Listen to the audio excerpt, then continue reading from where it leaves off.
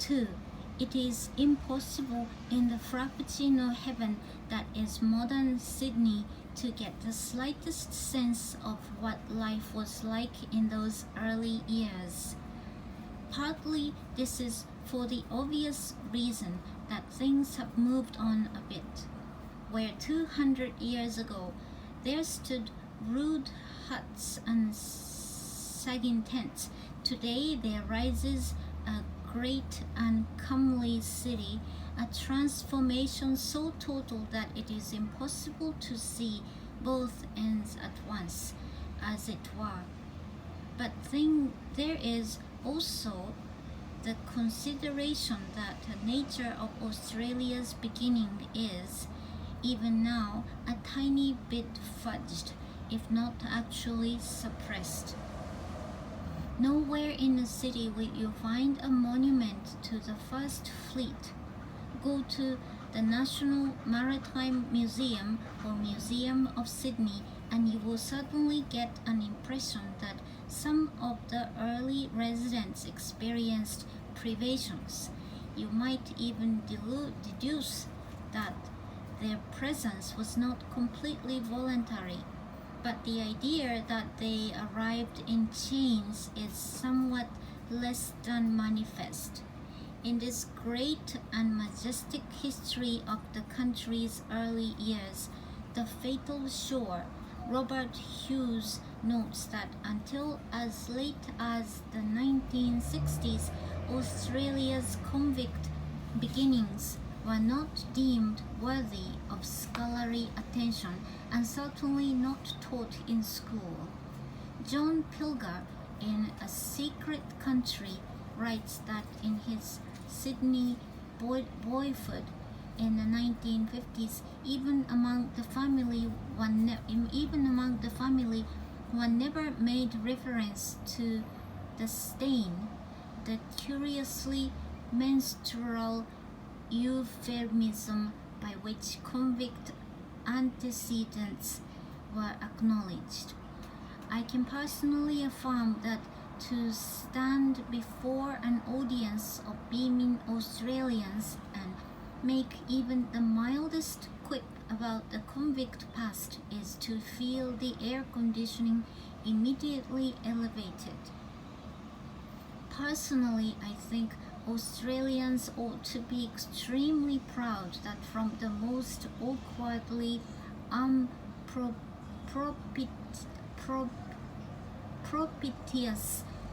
unpropitious beginnings in a remote and challenging place, they created a prosperous and dynamic society. This is exceedingly good going. So what if dear old Grumps was a bit of a sticky-fingered felon in his youth? Look what he left behind. And so once more to Circular Quay in Sydney, where Governor Phillip and his straggly, salt-encrusted band stepped ashore 2 centuries ago. I was back in Australia after a trip home to fulfill some other work commitments and to prepare for my real trip, my present trip. And now I was back and feeling, I have to say, pretty perky. The sun was gorgeously plump, the city coming to life, shutters were rattling open, chairs being set out at cafes, and I was basking in that sense of wonder and delight that comes with being freed from a sealed airplane and finding myself once again down under. I was about to see Sydney at last. Life cannot offer many places finer to stand at 8:30 on a summery weekday morning than Circular Quay is in Sydney. To begin with, it presents one of the world's great views. To the right, almost painfully brilliant in the sunshine, stands the famous Opera House with its jaunty, severely angular roof. To the left, the stupendous and noble harbor bridge.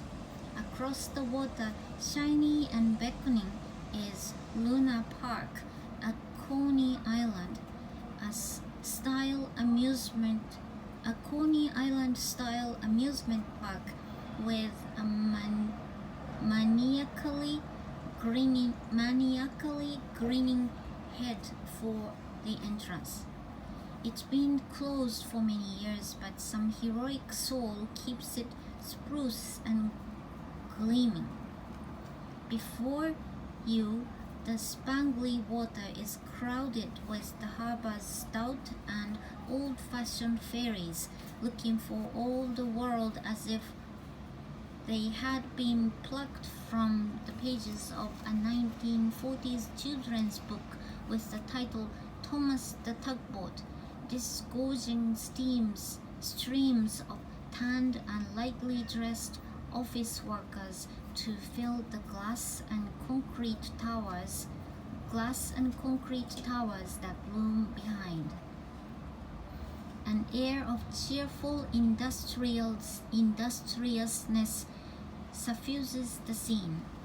These are people who get to live in a safe and fair-minded society in a climate that makes you strong and handsome in one of the world's great cities, and they get to come to work on a boat from a children's storybook across sublime plain of water, and each morning glance up from their heralds and telegraphs to see the famous opera house, an inspiring bridge, and the laughing face of Luna Park. No wonder they look so damn happy. It is the opera house that gets all the attention, and you can understand why. It's so startlingly familiar, so hey, I mean Sydney, that you can't stop looking at it. Clive James, the Sydney-born critic, once likened the opera house to a portable typewriter full of oyster shells, which is perhaps a tad severe. In any case, the opera house is not about aesthetics, it's about being an icon. That it exists at all is a small miracle. It's difficult to conceive now that just what a backwater Sydney was in the 1950s, forgotten by the world and overshadowed even by Melbourne. As late as 1953, there were just 800 hotel rooms in the city, barely enough for one medium-sized convention, and not a thing to do in the evenings. Even the bars closed at 6 p.m. The city's capacity for mediocrity cannot be better illustrated than by the fact that where the opera house now stands, on as fine a situation as water and land afford, was then the site of a municipal tram garage. Then two things happened. Melbourne was awarded the 1956 Summer Olympics, a call to action for Sydney if ever there was one, and Sir Eugene Goosens, head of the Sydney Symphony Orchestra, began to agitate for a concert hall in a city that didn't have a single decent orchestral place. Thus goaded, the city decided to tear down the ramshack tram shed and build something glorious in its place.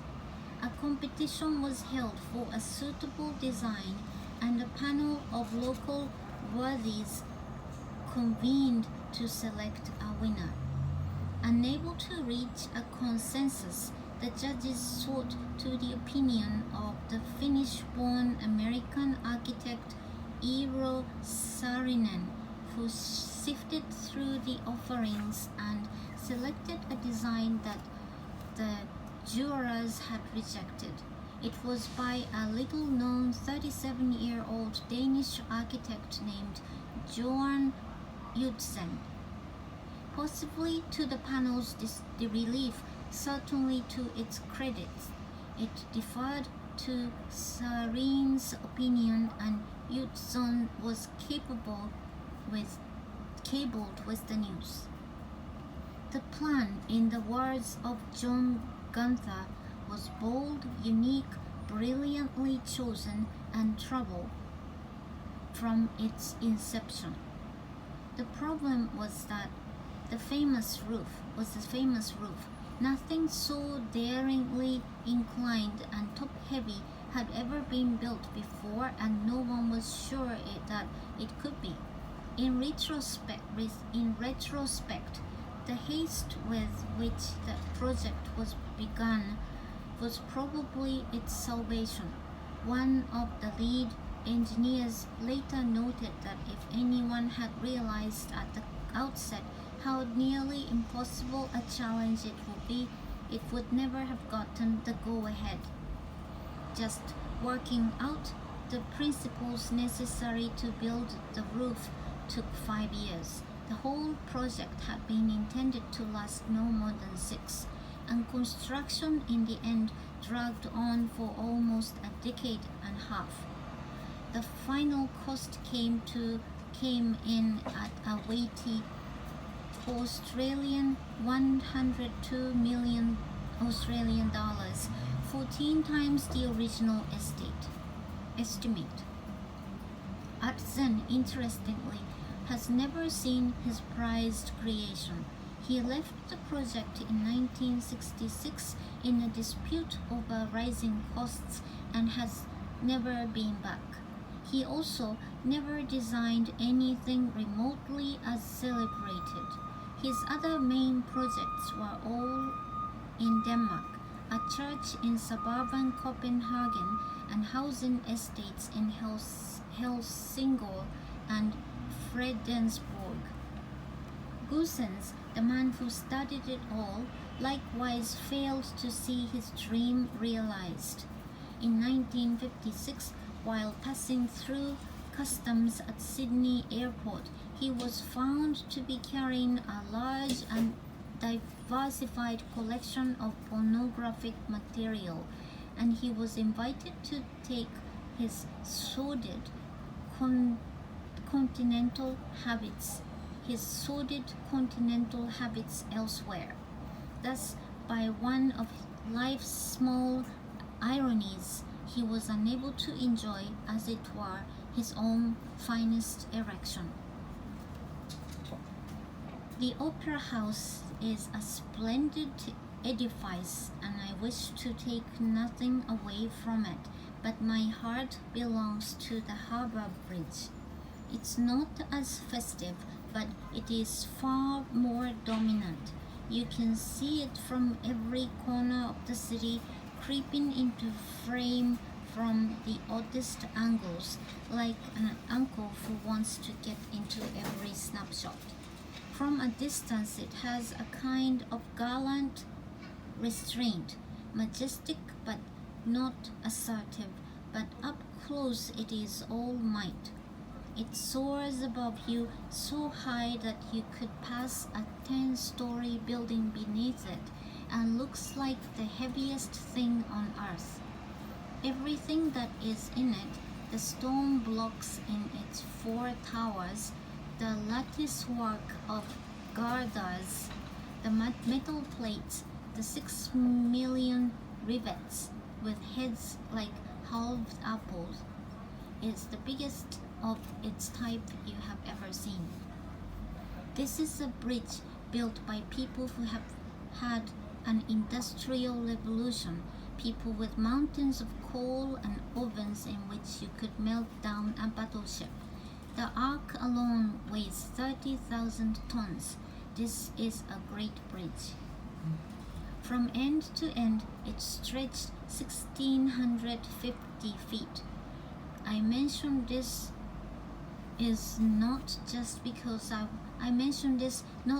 because I was walking every foot of it now, but because there is a certain poignancy in the figure. In 1923, when the city bar guards decided to throw a bridge across the harbor. They determined to build not just any bridge, but the longest single arc span ever constructed. It was a bold enterprise for a young country, and it took longer to construct than expected, almost 10 years. In just before it was completed in 1932, the Bayonne Bridge in New York quietly opened and was found to be 25 inches, 0.121% longer. After such a long spell in an airplane, I was eager to stretch my shapely limbs, so I crossed the bridge to Kirribilli and plunged into the old, cozily settled neighborhoods of the North Shore. And what a wonderful area it is.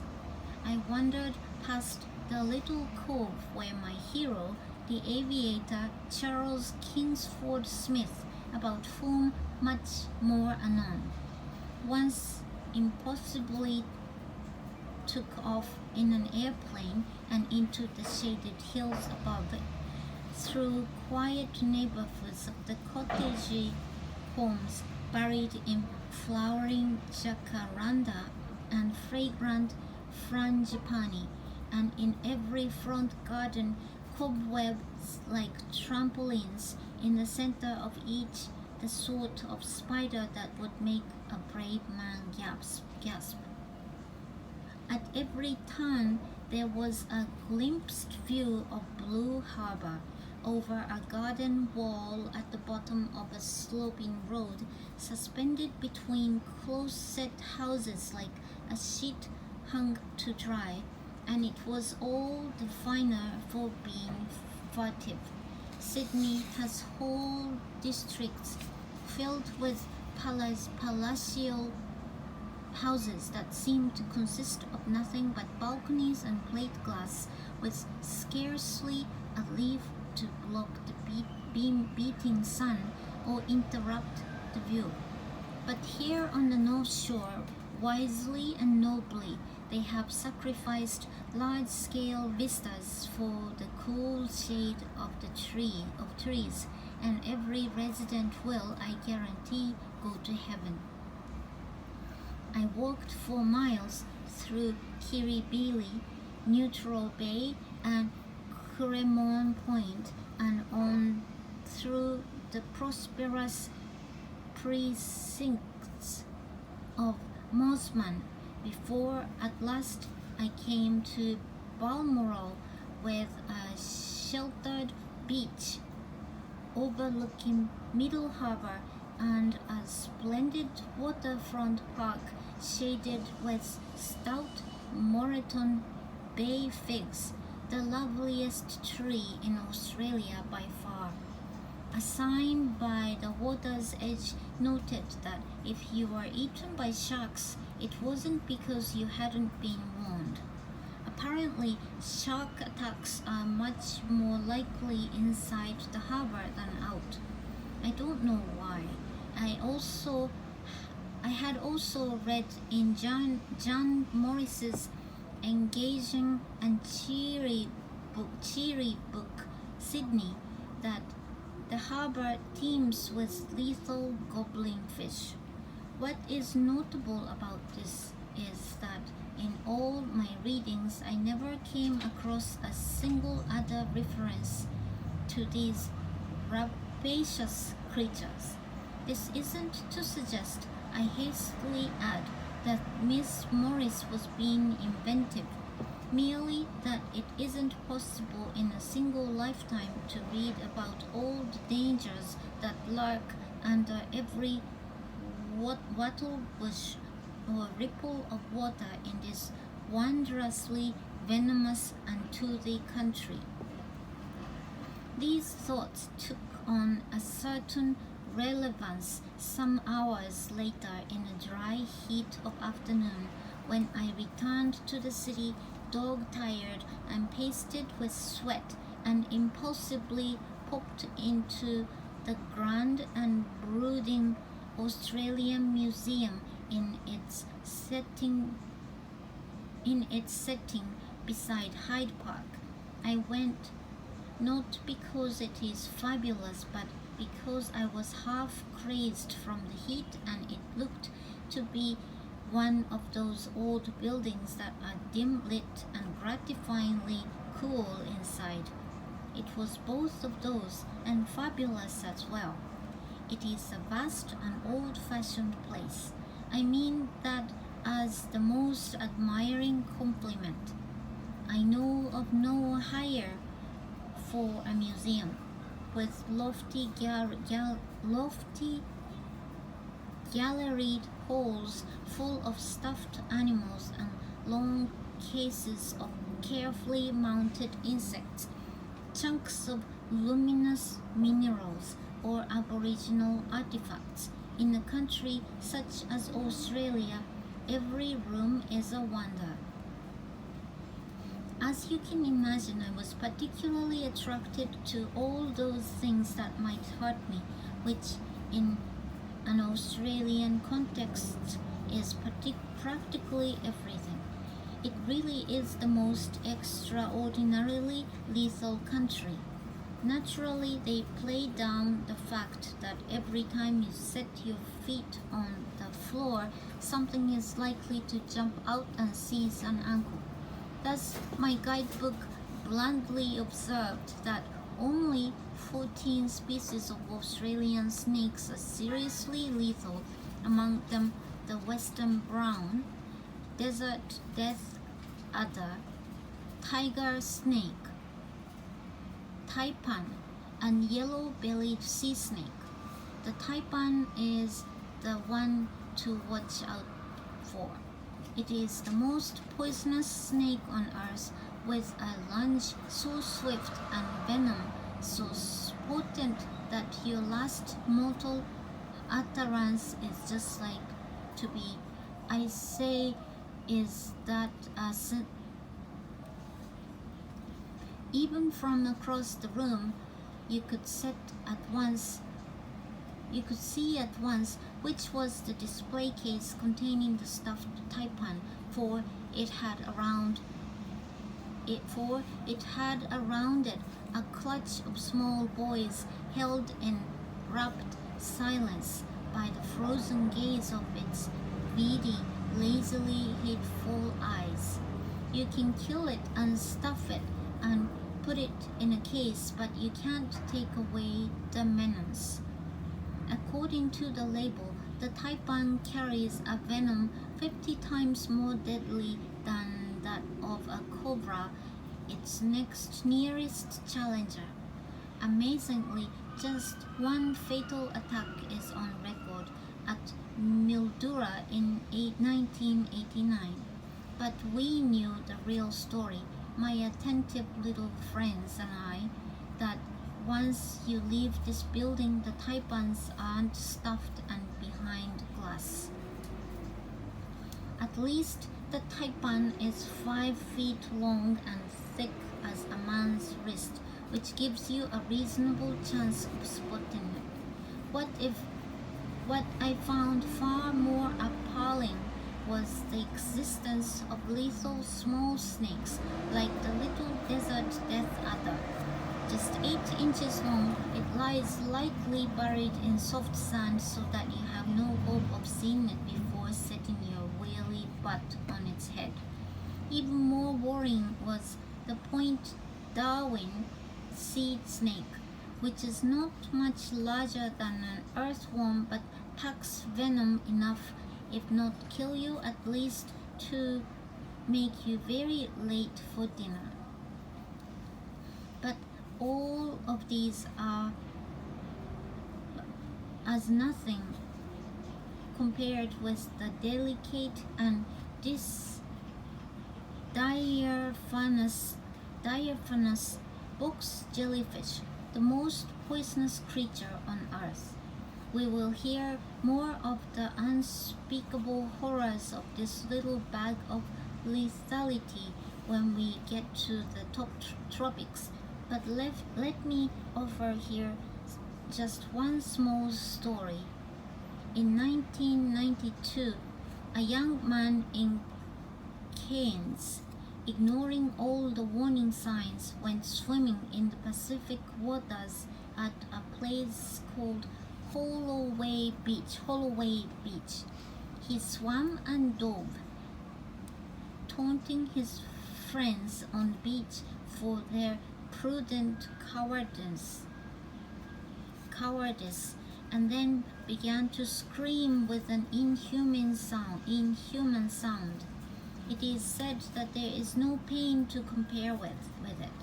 The young man staggered from the water, covered in livid whip-like stripes, wherever the jellyfish's tentacles had brushed across him, and collapsed in quivering shock. Soon afterward, emergency crews arrived, inflated him with morphine, and took him away for treatment. And here's the thing, even unconscious and sedated, he was still screaming. Sydney has no box jellyfish, I was pleased to learn. The famous local danger is the funnel web spider, the most poisonous insect in the world, with a venom that is highly toxic and fast-acting. A single nip, if not promptly treated, will leave you bouncing around in the grip of seizures of an incomparable liveliness. Then you turn blue, then you die. 13 deaths are on record, though known since 1981, when an antidote was devised. Also poisonous are white-tailed spiders, mouse spiders, wolf spiders, our old friend the redback. Hundreds of bites are reported each year, about a dozen known deaths. And a reclusive but fructious type called the fiddleback. I couldn't say for sure whether I had seen any of these in the gardens I had passed earlier in the day, but then I couldn't say I hadn't,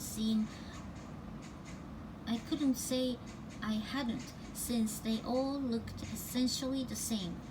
No one knows, incidentally, why Australia's spiders are so extravagantly toxic. Capturing small insects and injecting them with enough poison to drop a horse would appear to be the most literal case of overkill. Still, it does mean that everyone gives them lots of space. I studied with particular alertness the funnel web,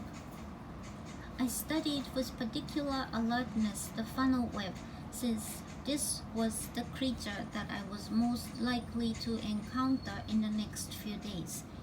It was about an inch and a half long, plump, hairy, and ugly.